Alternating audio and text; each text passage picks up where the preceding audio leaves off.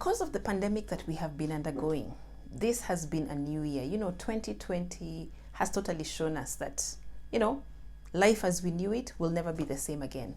My name is Shalom Muniri, and we are having conversations about how to connect and relate with this younger generation.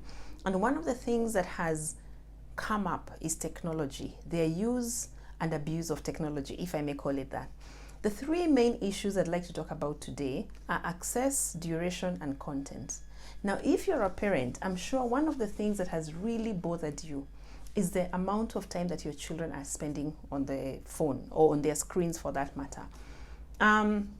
Let's talk about access for starters. How much access do they have? And this is not just about the time they're taking, because that is about duration.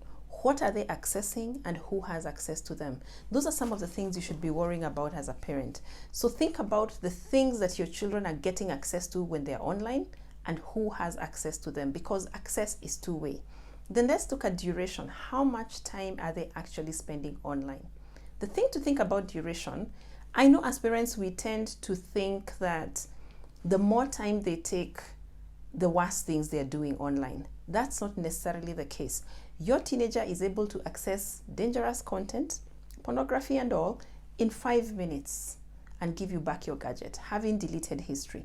At the same time, that teenager that you may be suspecting of doing something wrong could actually get online, stay for 6 hours, and do research that helps them come up with a brilliant, innovative idea. So when you're talking about your child having too much time on phone or on their gadgets, can you take time to find out what are they doing during that time? All right, so that you're not just saying they're taking too long. What are they doing during that time? Which brings me to the third thing, the content. What content are they having that access to?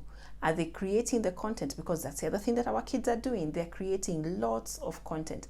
Be there to guide them, as opposed to just trashing everything that teenagers are doing online. Be there to guide them, where you show them how they can develop content that's going to be wholesome and profitable and beneficial to them, and not tarnish their future, not mess up the future that they're going to. Now, how do you do this? How do you control the access they have, the duration they're spending on, and the content that they're having access to? I'd like to say there are two categories of control. One is extrinsic, meaning it's from the outside. These are the apps that you have and the filters that you can put up as a parent to prevent access to such situations, the things that you're afraid of them accessing online. These are filters that are able to help you control the duration, but these are extrinsic.